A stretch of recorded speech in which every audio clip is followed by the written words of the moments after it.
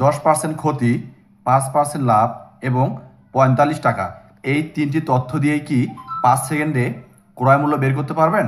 না পারলে শেষ পর্যন্ত দেখুন, চাকরি পরীক্ষায় এমন প্রশ্ন বারবার আসে।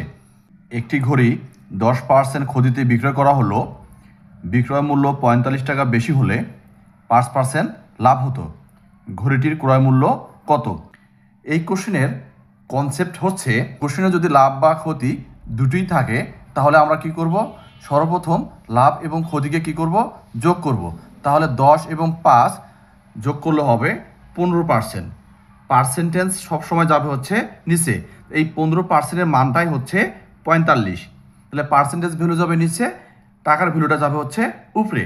এবং কোশ্চেনে ক্রয় মূল্য বের করতে বলছে, ক্রয় মূল্য বের করতে বললে 100% দ্বারা গুণ করতে হবে।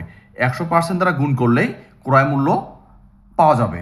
তাহলে দেখেন, পার্সেন্টেজ ক্যান্সেল। 15 দ্বারা 45কে ভাগ দিলে হবে 3 এবং 100 গুণ করলে হবে 300 টাকা। তাহলে ঘড়িটির ক্রয় মূল্য হচ্ছে 300 টাকা। তাহলে এই কোশ্চেনের অ্যান্সার হবে খ, 300 টাকা।